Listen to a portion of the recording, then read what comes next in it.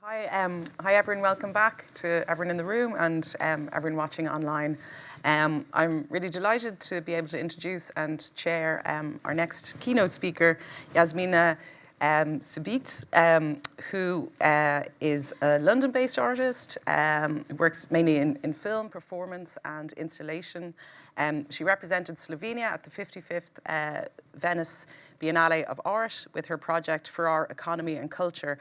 And then she's exhibited so widely. Her recent exhibitions, though, include solo shows at many international venues, including the Baltic Centre for Contemporary Art in Gateshead, Guangdong Museum of Art in China, and the Ludwig Museum Budapest.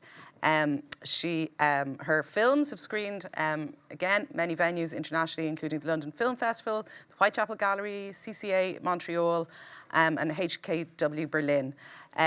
She was the winner of the MAC International Ulster Bank and Charlotteburg Fondant Awards, the B3 Biennial of the Moving Image Award, and the Film London Jarman Award, most recently in 2021. Her practice seeks out artworks, architecture and music in which political interests and the rhetoric of national power are expressed, and she translates her research into films and immersive theatrical compositions. So she's absolutely kind of an appropriate speaker to have speaking at this conference on self-determination, and really delighted to welcome her here. Thank you, Lisa. Thank you so much for the invitation. Thank you to Lisa and the team and the backstage boys up there for doing your magic. It's amazing. So I prepared a talk that will hopefully be useful. I will be speaking more about archives and methodologies of research than I normally would, because I found within the context, it is a research conference, I thought it might be sort of more interesting for the context. And so I'm basically a research artist, right? And there's always this kind of question, how do you use the archives? How do you not abuse them? And artists can do a lot of damage. So I kind of come with that big caveat as well and pose that question, especially when we're dealing with political, social crisis of past and present and future. You know, how do we as contemporary art producers and workers deal with that in an ethical and considered and careful way? So I sift through archives that speak of historical case studies of use and abuse of culture for sort of ideological and national means. And I'm particularly interested in moments of sort of tabula rasa, so moments where nation states or transnational organizations need to reinvent. So I'm kind of looking at those moments of almost like branding, where art, culture, architecture are called upon to reinvent the new space. And then I like to look at this very space and what happens to it when the client disappears. So this is where I'm kind of going to be going with this talk. And I come from former Yugoslavia, so a country that no longer exists. And because of that particular sort of territorial and time point, I also will be speaking a bit about the non-aligned movement, which has not really been addressed yet, except if it was this morning where I wasn't here. But it's a really interesting, I think, point of debate as well, also for the kind of current failings of Europe. So, you know, I'll be looking at that historical model as well. And I'll just guide you through some of the research behind the selection of projects that focused on the kind of these key case studies of, I like to call them historical ready-mades. So I kind of look for them through different archives and then I cross-pollinate them and create sort of immersive, theatrical, performative installations and films. So I basically look for patterns and cycles of instrumentalization. And it's really about kind of also working through a feminist lens. So whenever I'm kind of going through any archive that has to do with nation building, it's always a patriarchal discourse. There's always just the man talking. Even when we're looking at kind of quite emancipated moments of some sort of post-Second World War moments, it's still just the man the women are not there. So even when they are present, even when they are actually ministers and their transcripts appear in discussions, they are loads of the times just annotated as a female voice from the background says. So I kind of try to take that on board and kind of reinscribe it within the projects. And so I would say I kind of reference, rephrase, dissect, quote archives into these new constellations. So they really exist as this kind of immersive theatrical experiences, but I do tend to do books as well, so product placement. I will leave this with IMMA. So what I try to do to not do too much damage as an artist is kind of then publish these primary archives that I access. A lot of the times these are archives that either nobody really cares about, or they're just not interesting, or they're not accessible. So the idea is to then use these projects as platforms for discussion, and I invite different practitioners, writers, artists, musicians, choreographers to then work with me and debate these projects. And I just wanted to sort of show you sort of a start of, let's say, the start of this interest that kind of pointed me toward working with architecture and scenographic devices more. And this is a video that was actually presented within the framework of the Slovenian Pavilion at the Venice Biennial. And it was kind of bringing together extreme local specifics. So I come from Slovenia, which is very, very small, and playing with that kind of token of national representation in a Venice Biennial moment kind of seemed to be an interesting, let's say, experiment more than anything else. And what we did with the curator is we kind of focused exclusively on this sort of like local failed and successful icons of national representation. And so the architectures that I'll be kind of speaking about have all one thing in common. They were all representing a nation state or a transnational formulation. And these are sites for political action, basically. So what I like to do is I like to observe them as choreographic machines and cinematographic machines. And delving through archives, I like to look at the intention of the architects, of the planners, of the artists, of the designers, and the intentions of the political elites, the diplomacy, the secret kind of coded messages that were then kind of somehow related to the builders, to the architects and their vision. And of course, these are spaces of power that they're just extreme directors, right? So you kind of step into these spaces and you know exactly where the camera needs to be placed. And it's not just about the camera view, it's also about the behavioral pattern of the audiences. So I really like to just dissect these situations and sort of see how intrinsic they are to the actual functioning then of the client that they are supposed to represent. So this is an image from the Palace of Nations in Geneva. So I kind of thought this is probably a nice place to start. So this was the so-called Parliament of the World that was to be built to represent the League of Nations and effectively to stop the Second World War as the kind of primary intent. And so this was effectively the first attempt of transnationalism on European ground. So I think that that's quite an interesting way of also looking at it and kind of looking at the failures then of the League and the failures of architecture. And I want to bring this like very surreal image of the white man with, well, I want to say white beards, but with mustache, who aimed to stop this sort of next war conflict, right? And they were meeting in this Hotel National in Geneva, and you see there's many of them, so they ran out of space. So when they ran out of space, they wanted to build a new structure. And of course, what do you do when you kind of have this like mass of egos together who want a new structure? Obviously, it's going to take a long time because everybody's going to have their own ideas. And of course, we're looking at certain political events through the lens of nations coming into being at this moment of time, right? So it's interesting to also then think of like, well, what do nations need to come into being? And there's a famous Eddie Izzard sketch, which if you guys know, it's about the kind of, you need a flag and a song to conquer, of course.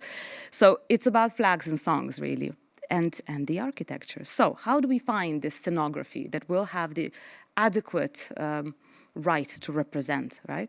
So in 1927, the League sends out a brief for the design. And the initial brief was for a future-oriented edifice that could represent the parliament of the world. And so the jury goes like very fancy with the language, and they are full of optimism and, you know, nation building, and they kind of go, oh, well, our idea has to inspire the construction of the building, and it's from that understanding, that inspiration of the world based on brotherhood, that the architectural realization has to emanate, right? So, yeah. Quite a tough brief, right, to fill. So the idea seemed to crave modernity, though, and this is where it kind of gets very interesting, because this is what soft power does, right? It's not that you just need a new building. You need a building for a new way of world making, a new way of world building, and just a totally different structure. But of course, you know, they kind of have these sort of ideas at the start. But, you know, this kind of has to also be a neutral center. So then the word neutral here is kind of very, very important, where then, because all the representatives of every country would need to feel at home, would need to then meet and work not only bilaterally. So this is the other thing, because soft power, there's not much actually done on sort of multilateral soft power. And this is why the whole League of Nations, and then further also the United Nations, is very interesting of how do you kind of construct and emanate the multilateral soft power through this highly complex institution into being. So here's one of the kind of proposals. So of course, you know, there's lots of modernist architects that compete, but the problem was that after they kind of are quite inspired by this idea of modern, forward-looking, new way of world building, and they kind of have within the brief, they have words like assembly hall, conference center, but very quickly the word palace comes into the brief, right? So they opt for this history-laden term, the palace, and pillars.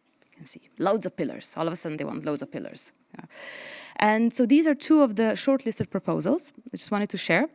So what happens effectively is that they can't decide on who's going to win, of course. So they get 337 submissions. But the problem is that, of course, every architect is either German or French or English or Hungarian.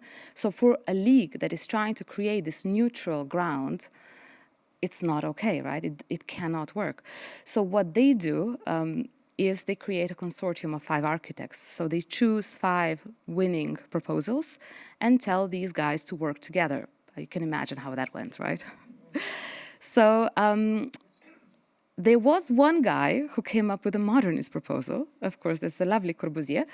And this is a very interesting case study because it was the only one that truly rejected the concept of historical style of empires. It was the only one that projected this kind of open plan design, and he really, you know, reinvented how power is distributed, how the palace would work.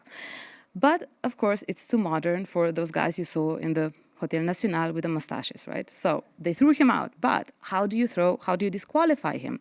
And they found a little trick because his proposal was not drawn by hand, as it was stated in the brief, but by means of mechanical reproduction. But Corbusier, being Corbusier, of course, goes on to sue the League of Nations.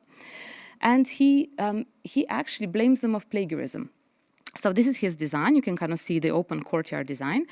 And they basically, actually this is a better one. So he effectively was kind of like showing then on the kind of consortium kind of plan of the 5 architects what they stole from him. So you can have like the 4 different proposals and then his, and you know he's just doing everything he can. And then of course the league says, well, you're an individual, you cannot sue a transnational organization. But you know, on the back of this, he kind of then gets to design, or he gets like a, let's say like a forward invite to design then the United Nations in New York later on. But just to kind of then show you the alternative, what they opt for, right? So this is a propaganda book for the Palace of Nations from 1938. So the foundation stone was laid in 1929, and the first meeting was held in 1937, so 8 years. Now, these are the 8 years that are like, you know, toxic for the world. And in these 8 years, a lot happens. So the league effectively works for a few months before it's shut, and the palace is shut. So what I'm going to now show you further, just keep in mind this whole thing. So there's this whole pomp and, this amazing sort of building of this basically bankrupt Europe as well for this palace, which then just kind of has to shut its doors. And as you can see in the propaganda book, the aesthetics that they opt for is quite totalitarian. And here's just an aerial view.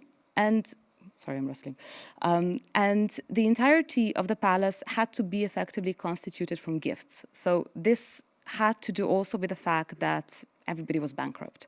So they got the land from the city of Geneva, the Park Ariadne, where it was built, and then they run out of any money that they had after the build process. And what they do is they effectively open, it was kind of like a wedding book for presents, right? So I wanted to show you one paper, because I found it really hilarious on what they kind of ask for. So they're kind of asking from the member states, so materials for construction, interior decoration, preferably complete rooms or paneling, and furniture or movable objects of art. And you see this crossed out. So this is this idea that then art comes in, right?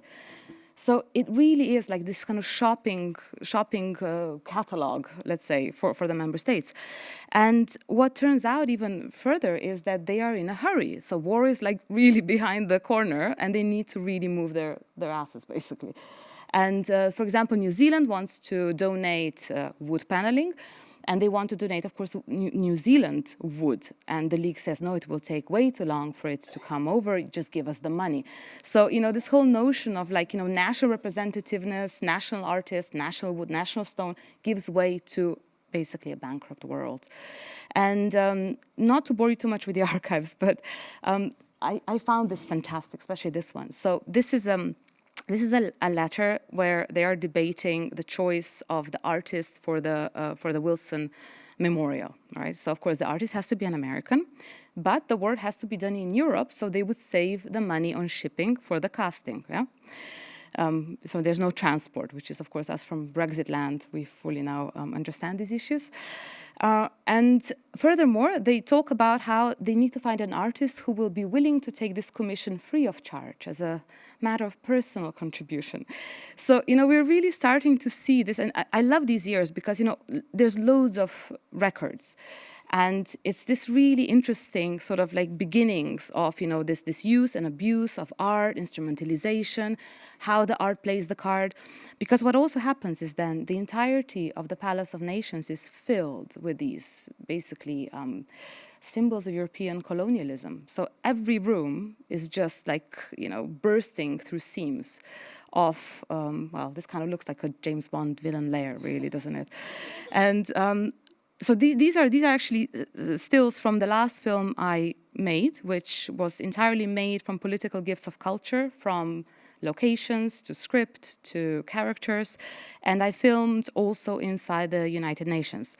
And we were the first critical production, actually, that they let enter, which was very, very interesting. So the exchange that we managed to create, especially with their library and archives, was quite interesting. So we're now trying to pour this into a book with Museum of Contemporary Art in Lyon. So hopefully this will be coming out soon.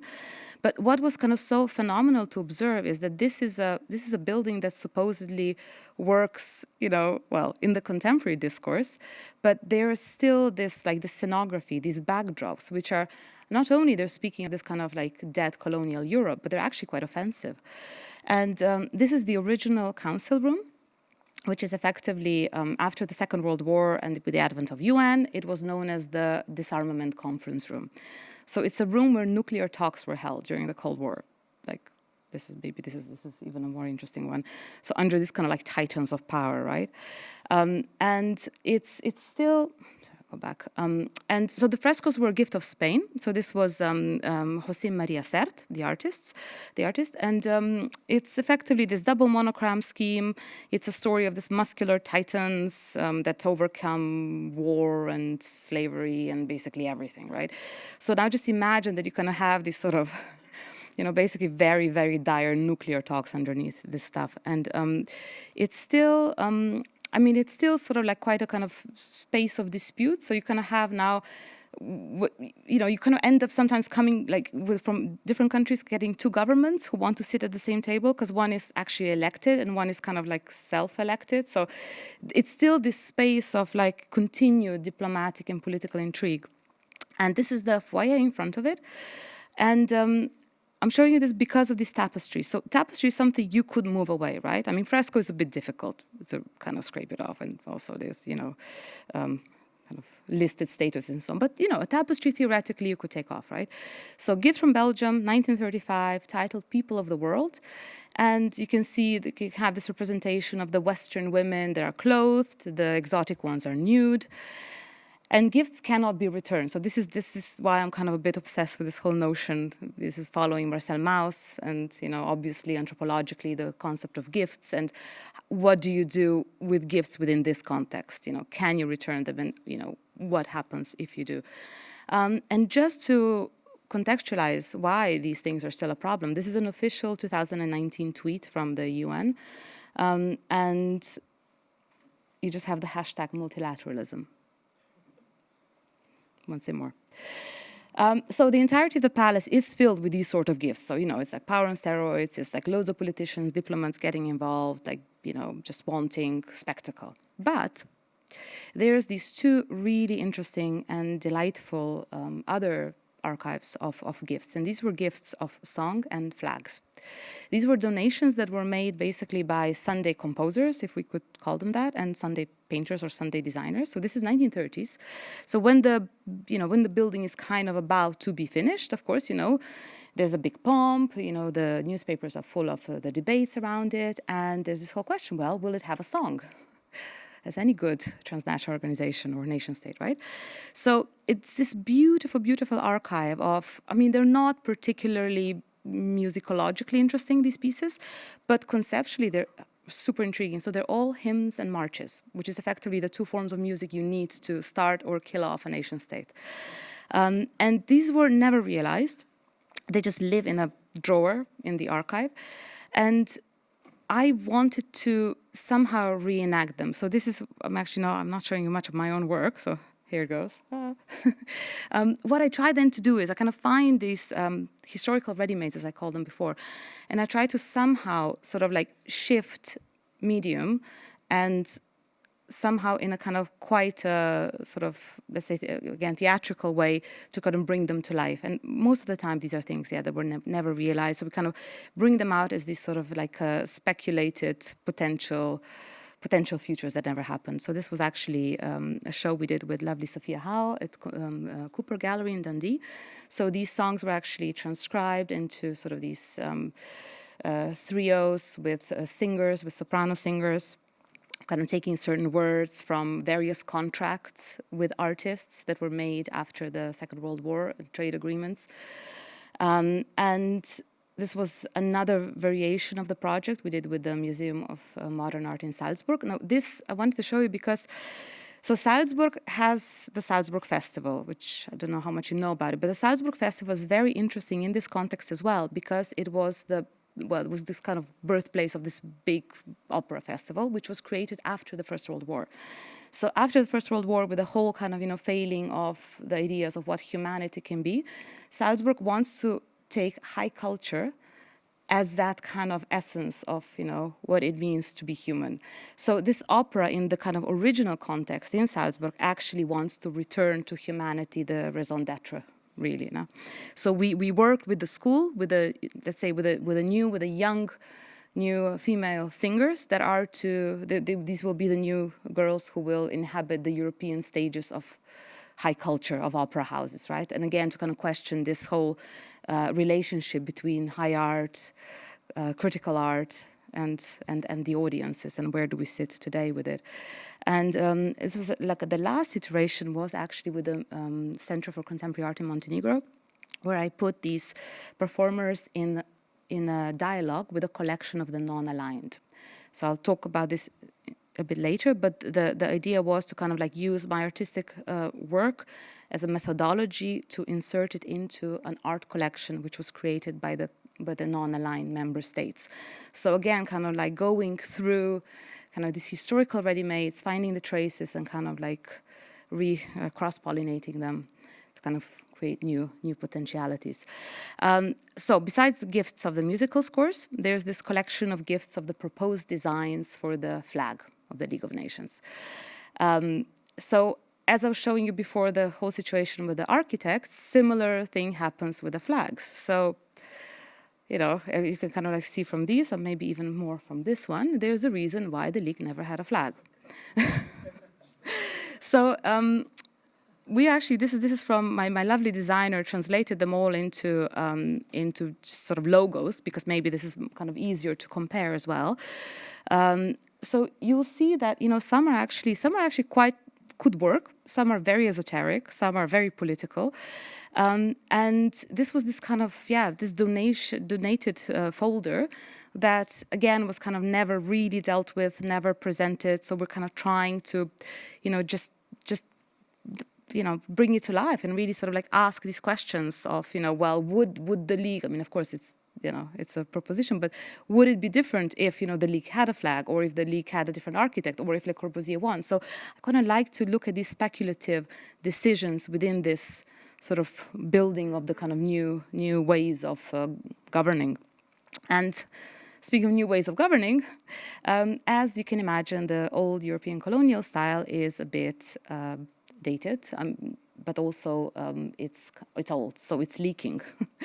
And what the UN is doing is that they kind of in a way, they don't have to deal with the issues of returning gifts if they just wait for things to deteriorate, because you're going to have to change the carpets, you have to change the lighting design and so on.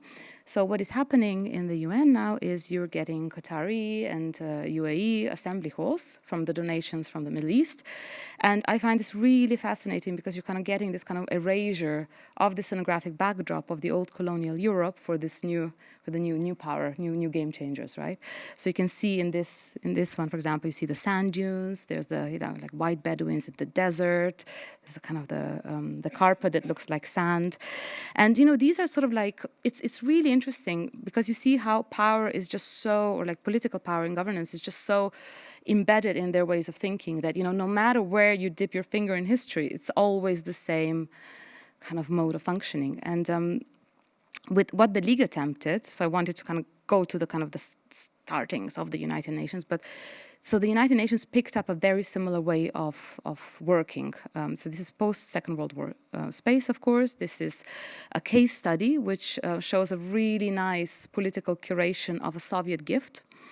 And it's sort of, well, it's interesting because obviously you kind of see the whole tracing of, you know, the socialist realism, the cosmonaut, and these were the initial attempts of this donation. So Soviet Russia loved to give gifts, and the UN, you kind of go through archives, they were like really tired of them, and they kind of find some really dark corners to kind of, you know, shove the things in, but they're like, okay, but we have to take it. You know? So there's also this obligation to receive.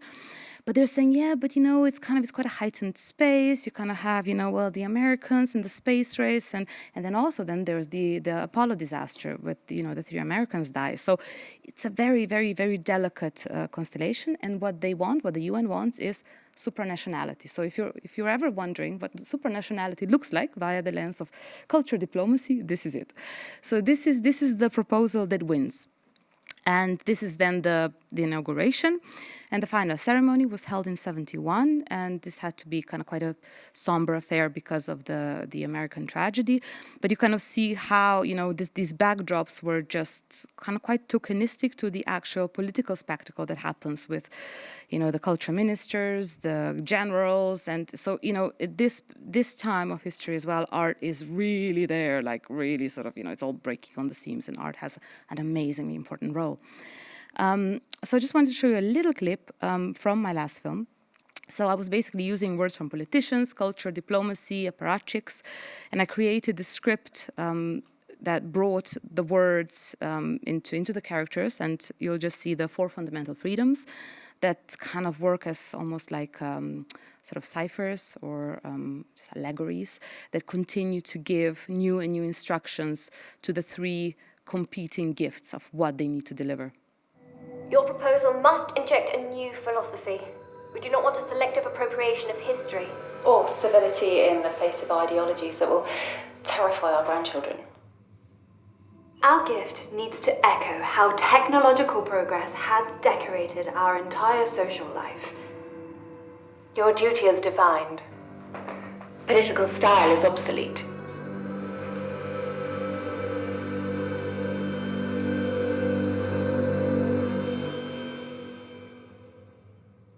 So he's in a pickle. And so now I'm going to get to the second part that I really wanted to, well, I'm going to speak more than I usually do about this because I felt it's a bit sort of, well, it's quite important, I think, we're speaking about self-determination. And this is kind of the second case study, we could say, of transnationalism on European ground in the 20th century. So we're talking about the non-aligned movement, which was after the United Nations, the second largest, say, forum of, it had over 120 states, effectively. And this was a very interesting sort of third way, not the British third way, the real third way attempt, of kind of creating this new space between the two blocks, between Soviet Russia or the Warsaw Pact and the Western Allies. So yeah, effectively, well, not just NATO, but yeah, also NATO. So this was this kind of mostly a relation of the global South, but it had one European country, Yugoslavia. So this is kind of quite an interesting, so this is an image from the inaugural conference, which was held in Belgrade in 1961. But what was super fascinating to observe with also how the movement came into being was that Yugoslavia was then kind of, UN basically led the way for this movement to create itself, because Yugoslavia was on the Security Council and it had sort of 2 years to strike conversations and deals with other nations from global South, and effectively what they all shared was the kind of the colonial aspects. So Yugoslavia was always, let's say, Yugoslavia was always under somebody else's rule. So it was always a part of somebody's empire. And it's kind of easy to kind of think of also, you know, the Tito split with Stalin to be sort of like a cause for Yugoslavia to kind of start looking for different sort of trade relations. So Tito and Stalin split in 1947, which was kind of quite a phenomenal act that Tito actually had the guts to stand up to Stalin and say, we're not doing this. So that was quite, you know, quite a thing. But also Yugoslavia lost some territory because the Allies after the Second World War were kind of giving Slovene territory to Italy for changing sides. So, you know, you could kind of look at that and say, well, actually, obviously, they didn't like those guys, you know, but it was actually, they really found a common note of, you know, just being oppressed people, not having, you know, their own recognized sovereignty. So this kind of notion of the kind of connecting with the other global South countries was kind of, it made a lot of sense. But also I love to show this picture because of this, so you see the carpet on the floor and you can have all your heads of state and it's almost this like mirroring or like this shadow of the power verticals in the carpet that I'm kind of quite interested in kind of teasing out. So, you know, how do these structures of scenographies and designs and aesthetics frame this new space, because we're effectively looking at them. And this was just as a reminder how the first one looked at, and you know, things did change. So 40 years apart, right? But again, you know, with former Yugoslavia, what is also maybe important to note is that it's an interesting case study of self-determination also because of that whole kind of internal, external look. Obviously, the solution of Yugoslavia, you know, we look at, you know, the kind of international communities take on the kind of the framing of the territorial versus the ethnic nations. And what also was interesting in Yugoslavia is that you had on the census for where you could prove you could decide on your nationality, you had this artificially invented Yugoslav as a nationality. So they were really trying to kind of like just override this sort of national tensions, because kind of the political leaders knew that this is where the kind of nationalist tendencies were really, really dangerous. And this is a wonderful work by a colleague, Lana Čmajčanin, just to kind of show you this space and all these kind of borders that were like always shifting. And, so this question of colonialism, it's kind of quite an interesting one because it is within Europe and it's kind of not really debated a lot. And, this is kind of like 100 years of struggle of Yugoslav people, and then finally they unite in this sort of socialist federation of South Slavs. And it's a triumph. It actually really works. So what they do is really clever. So when I was kind of showing you before how the League was kind of quite rigorously trying to kind of create this political Tetris with the architects and, they were like really quite, it was kind of wooden Tetris, right? Whereas what happens in Yugoslavia is that they have no idea how to create this kind of unified scenography.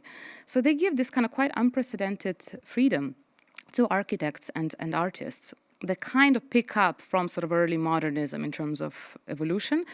And this is an image from World Exposition in Brussels, so Expo. And so what Yugoslavia does with the pavilion as well is they win the Grand Prix. It's an utter success. Croatian architect. They were also really careful in always having one like a Croatian architect and a Serbian architect and so on in these situations. And they present effectively this new aesthetic language to the world. And this aesthetic language has only one task. It has to represent the new social direction, socialism. So all the artworks, the architecture and so on, musical pieces, everything is chosen to kind of show this sort of, let's say, elevation from this kind of colonial struggle of the Yugoslav people. That all said, this is actually one of the few examples of censorship as well. So the central pillar, which was kind of the main thought of the architect, was censored because the leading state ideologue said we can't go to Brussels with something that looks like a penis. So, but the architect is very smart. So he kind of makes the pillar that kind of shifts into an artwork in front of the pavilion. And I made, is a bit of a, let's say, sort of a reversal of history. I recreated the model as it was supposed to be, but as a musical instrument. So my violinist was tuning then the architecture as it was supposed to be, as the politicians were tuning the architect. So I kind of like to play then with things like that. Running out of time, so I'm going to speed up a little bit. But just back to the non-aligned. So there was a bit of talk before, kind of first you need a state, then you can have culture, right? So I was picking up from somebody before. But what was interesting with Yugoslavia is this kind of really goes hand in hand. So they invest a lot with the non-aligned movement. They invest a lot in exchanges with art, with exhibitions, with technicians, with technical experts, with biennials. You have the biennial in Ljubljana, you have the Alexandria biennial as well. So this part is like extremely, extremely important. And this is from actually a book by Bojana Videkanic, if anybody's interested. I found it as a really, really interesting, again, case study of this merging within a single monument. And this is a Yekatit 12 monument, which was a Yugoslav gift to Ethiopia. So Haile Selassie came to Yugoslavia and they figured out they have a lot in common. So Yugoslavia decides to summon one of the best Yugoslav artists to create the figures, but the construction is actually mimicking the very famous Axum obelisk, which was pillaged by the Italians. So this is where they kind of hit the same note. They're like, we're all invaded by the Italians. Oh yeah, it's not a difficult one to unite under. And what they did is they pillaged. The Italians took the obelisk, the Axum obelisk, and it was erected in Rome for the 1937 commemoration of the fascist political victory, the March of Rome, right? And at this time, when they were erecting this gift, the obelisk was still in Rome. And it was only repatriated in 2009, actually.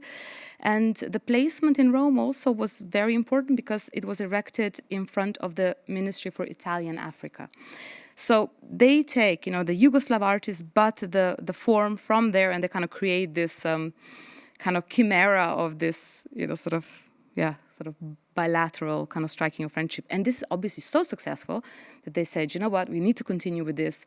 And they continue to, this is now, we're back in Yugoslavia, so they summon, again, the best artists, the best architects, wherever they are, to build the Palace of Federation. And this was the palace that hosted then the Conference of the Non-Aligned. A bit of a better story than with the Palace of Nations. Only one architect, one died, but then they got another one, but no consensus, so this kind of worked really well. And this is the central salon. And this was effectively like a total feat of engineering. They get French companies to work on the dome. It's just this pride and joy. The salons are created and donated by republics again.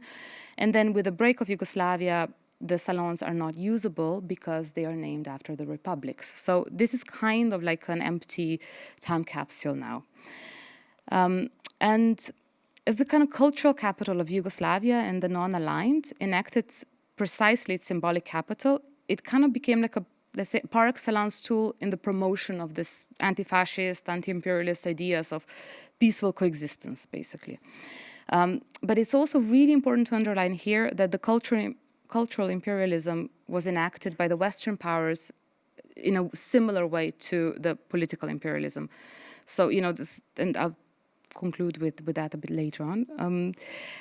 But what is super interesting as well is how persistent the image of the mother nation is. So all the nation builders continue to kind of come to this, poor female body that kind of has to, represent and entice, and you just kind of can't get away from it. So I just kind of brought them together because I found that it's a really quite sort of surreal image. Especially because, as I showed you before, the building, the Palace of Federation, so all the two-dimensional artworks on the walls are quite avant-garde, they're quite modernist, but all the sculptures are of female nudes. Or if you see the central one, that's actually the Montenegro Salon, highly eroticized female nudes. And within this time capsule, if you want to call it like that, I filmed one of my films titled Tear Down and Rebuild, where I use the whole space really as a theater, again as a cinematographic device, and I filled it with quotes. So the entire script is built from quotes on tearing down architecture that doesn't work anymore. So I'm just going to show you a quick clip. It is self-explanatory that nations, as each and every historical event, fall under the law of change.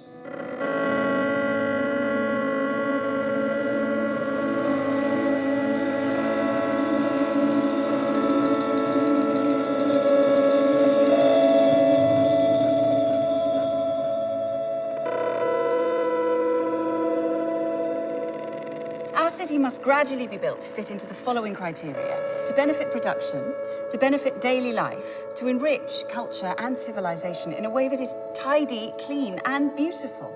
But we are not against beauty, but against superfluities. Faced with the lure of material goods and the seduction of power, cultural distinctiveness loses out and urban uniformity is imposed. That which was beautiful yesterday is not beautiful anymore today, and that which is beautiful today will not be beautiful anymore tomorrow.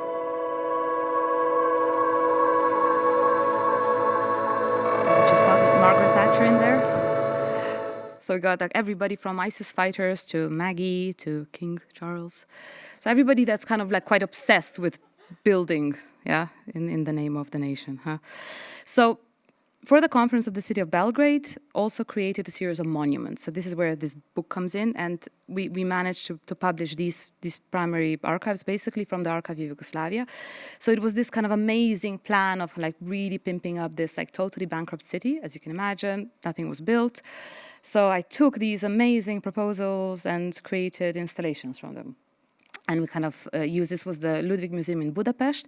And also what I like to do is when I kind of create projects is that we are really playing also with the kind of political specifics of those very museums and the city. And this actually, the Ludwig Museum show actually coincided with Orban coming into power and changing all the directors everywhere. So Barnabas went and we opened to an empty museum because everybody was boycotting the museum. So, it's really an ongoing exchange. And just apart from this international preoccupation Yugoslavia had, I'm running out of time. Yugoslavia really wanted to then kind of start to focus on itself. So after the expos started to actually fail because of, the world was getting into crisis, so this is like in the late 60s, nationalism really starts to build up also in Yugoslavia. So they start to erect these monuments that were all aimed to remind the Yugoslav people of the anti-fascist fight, basically. So here's an image from the initial building, but I want to come back to MoMA. So MoMA did a show in 2018 on Yugoslav modernism called Concrete Utopias. Now, this was a very interesting lecture we were listening to yesterday, and this is, what is the power then again of the West, of these kind of Western institutions, and how does it work any different today than it did, at the start or like 100 years ago. And so these are the photos, obviously, of the same monument. On the left-hand side, you can see the image, which was the poster image for the MoMA exhibition. On the right-hand side, you can see the same monument from a tourist brochure. So, of course, these were, and this was sorry, just to remind you, and this is when it was built. So, without physically moving the monument, we are completely reinscribing its whole political and social history. And what the MoMA image does, at least in my mind, is create these apocalyptic weather conditions that, so many times you hear that, the Balkans must have, So if it doesn't look like it's from a Klingon world, it at least has to look like it's from Siberia. And I am now working with the art collection of the Non-Aligned in Montenegro. So this is kind of my latest sort of attempt to bring in my methodology and kind of interact with an archive.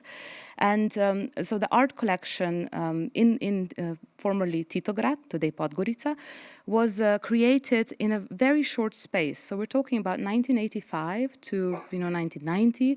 So this is a space when Yugoslavia is already really not healthy. It collapses in 1990, but this is the time where there are these conferences by the culture workers from the Non-Aligned that are held, and this is extremely interesting because so this is the 85. This is the first one, the inaugural one. So this is so 61 was the Non-Aligned meeting, first conference, and then the art world comes together.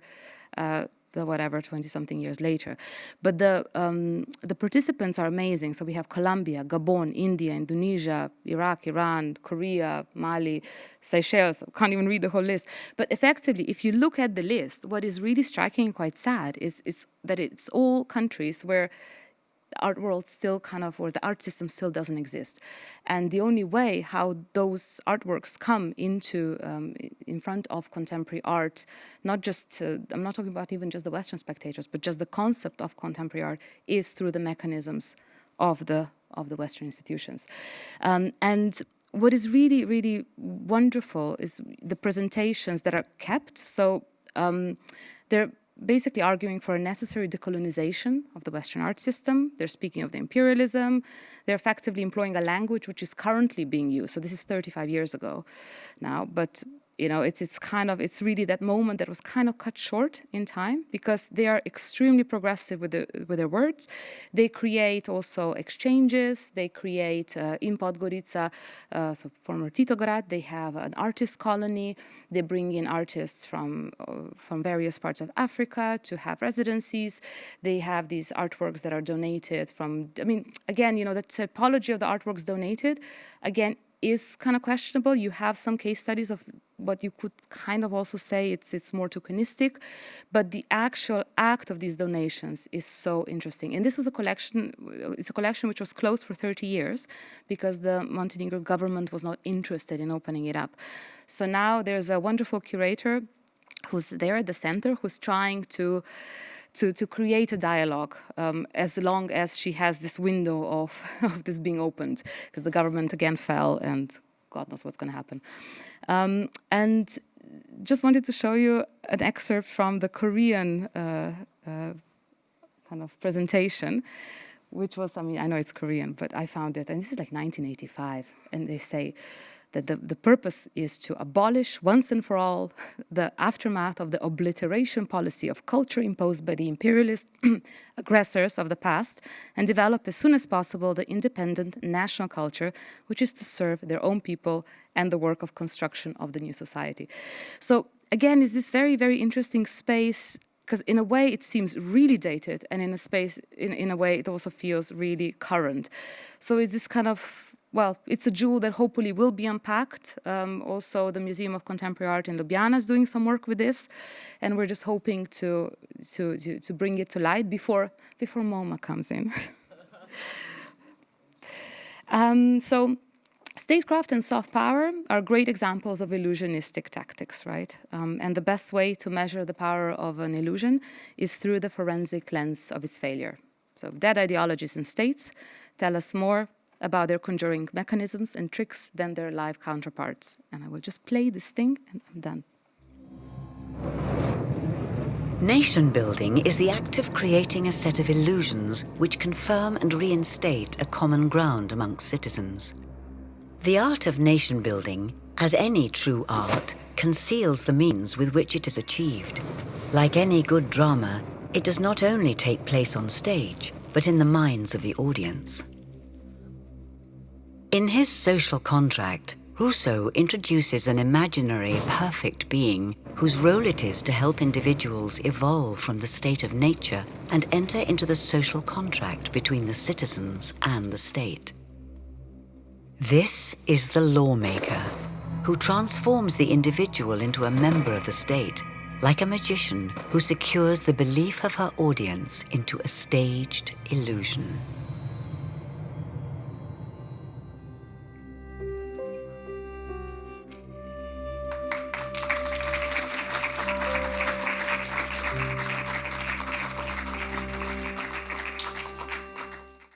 So we have, I think, we started a little bit late, so I think we have, we've been given a tiny little bit of allowance into the next panel, isn't that right? Yeah, another 5 minutes. So we have some time, basically, for questions and answers and for discussion, but I just want to say thank you so much. That was amazing. Yeah, it was brilliant. Yeah. So is there anyone who'd like to ask a question or make a comment, contribution? Someone up at the very back, yeah.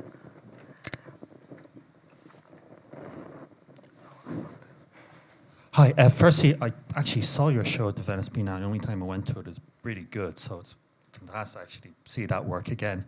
My question is brief on the idea of nationhood could be said to be a 19th century concept, as in it roots a particular idea of identity and location, ethnicity, and so on and so forth. So I'm curious, based on your research, what would you think a more up-to-date concept of nationhood could be, or what could possibly supersede it? Thank you.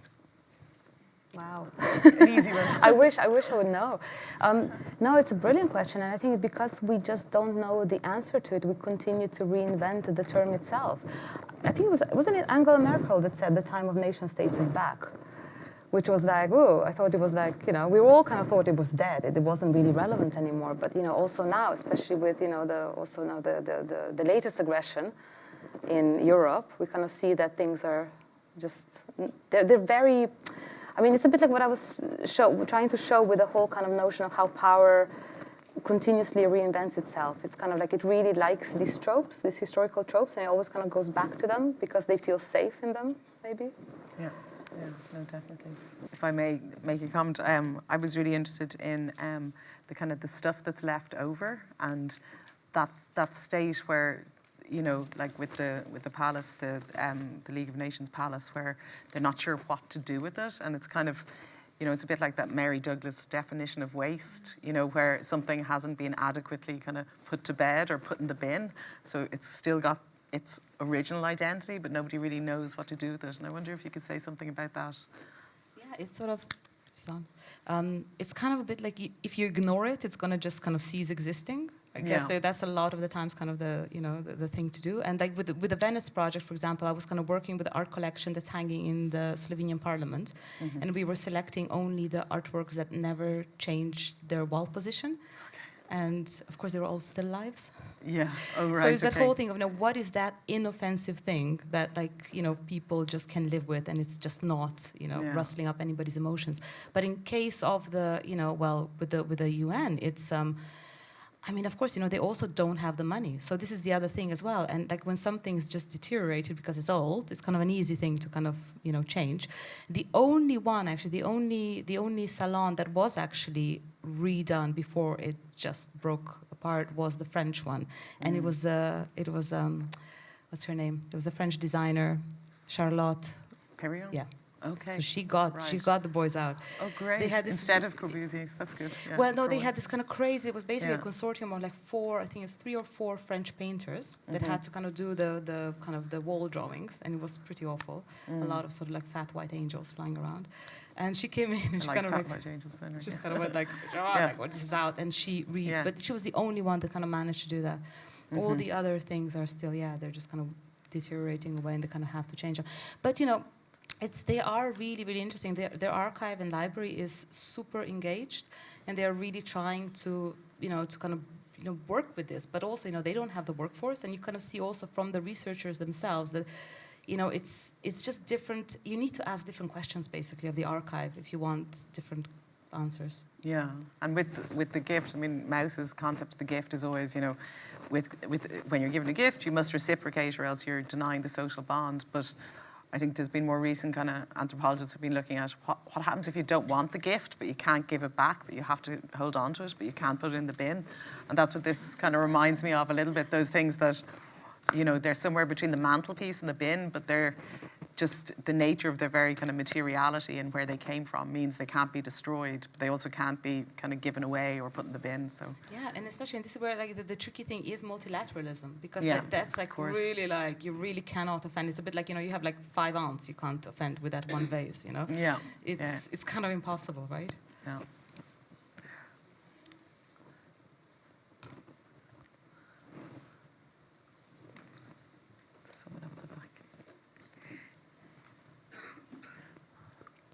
Can you comment on the relationship between religion and nation building? For example, the pictures you showed of the image of woman, it could include, for example, the Virgin Mary, who is the Queen of Poland, etc. Yeah, no, of course, the whole kind of question of female representation, it's, nation states do get it from somewhere, right? But what I think is, if we read it in a Eurocentric way, of course, it's very tied to the whole kind of Christian idea of the duality of the woman, So this is why I was kind of referring to representing, protecting, and luring. And this is this kind of paradox, between the mother and the prostitute, which is kind of what a nation state has to be. So it's this kind of weird paradox of basically pack them all in, Marys and Magdalenes, right? Yeah. But it is kind of really, really persistent. And there's a few countries that don't have the figure of a mother nation that have a man. I think like very few from my research. But again, like this is like a very Eurocentric reading. But we are kind of a product of the history here. So. Yeah.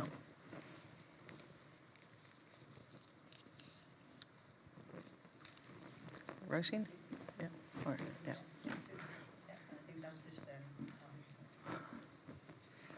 Thank you so much for your work. It's mind-blowing. I love it.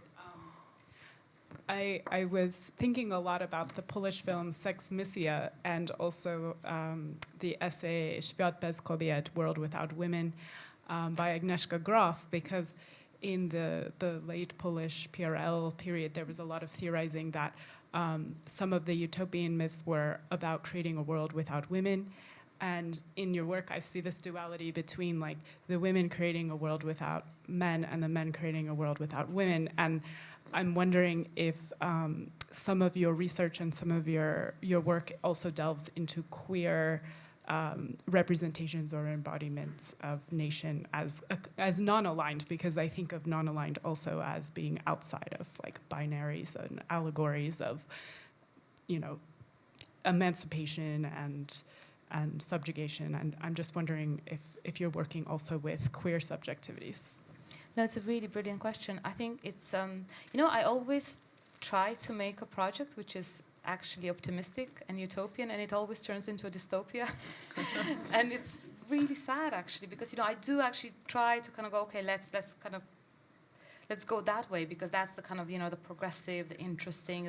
But, because I work with the archives so much, when you kind of look for these patterns, these are the patterns. And it's, I was actually listening to, it was a Margaret Atwood comment. It was hilarious, because there was this, well, why are you always dystopian? She said, well, do you know what, like the time of utopias, we know utopias don't work.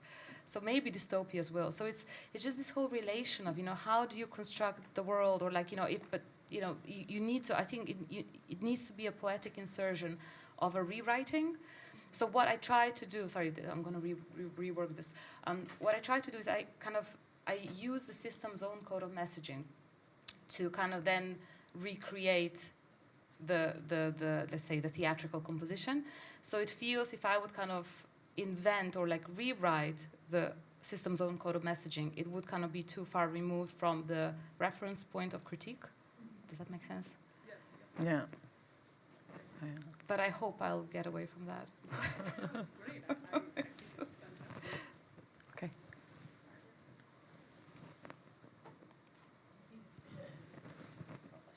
Christina? Or no? Okay. I'd like to pass it to Roisin, because I think maybe your question.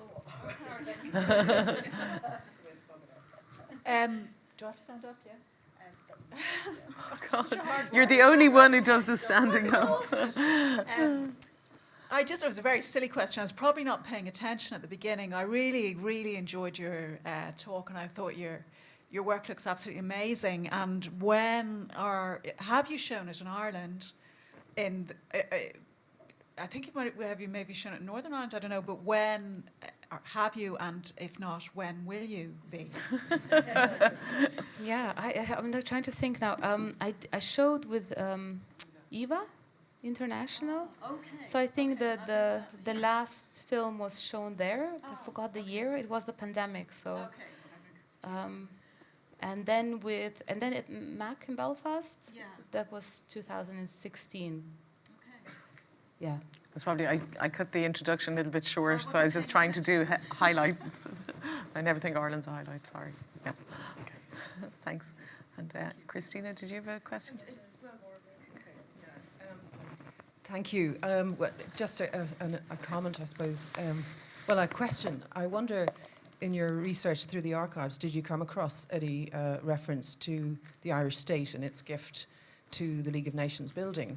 Because the Irish nation, the gift was produced, but then the nation thought better than to send it. And there was a whole reference to it in Roisin's paper earlier. The Harry Clark stained glass window, the Geneva window, was designed, conceived of, and made, for a location in the League of Nations. So, I presumed that, there must have been some correspondence, and maybe even Roisin has thrashed this out, I'm sure she has, in terms of the size and the scope. Well, not so much maybe the subject matter, but the location of where it might have been going to go. So maybe I should hand the mic back to Roisin. To you. No, brilliant. No, thanks for that. It's I would really love to know more, because when we were going through it, so what I was looking for was actually, I was looking for transcripts. So I was really interested in the words exchanged, and I was actually really shocked how little there was. And they were very polite. Everybody was very, very polite with each other, and like really politically correct. Mm-hmm. So I think that was kind of my, let's say, algorithm that I was looking for, was kind of just trying to thrash out anything of interest that would kind of tell us more, that wasn't just the usual sort of diplomatic ping pong. Okay. Just to say, actually, that's a very good point. I'll stand up again. It's a good closing point. Yeah, it's a closing point. But it's actually the International Labour Organization, which has changed its location, but the building that Clark's window was going to go into is now the World Trade Organization.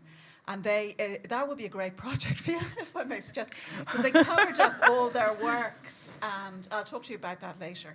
But I did think that it is very important. It's a very similar, very, very similar, same period. The International Labour Organization had built this new building, and they sent out absolutely very similar requests for members to supply, furnishings, and rooms were panelled as well. So, yeah, very interesting parallels. It was slightly earlier. It was about 1924, 23, 24, I think those requests went out. But, yeah, very interesting anyway, yeah. Okay, great. Can you join me in thanking Jasmina very, very much?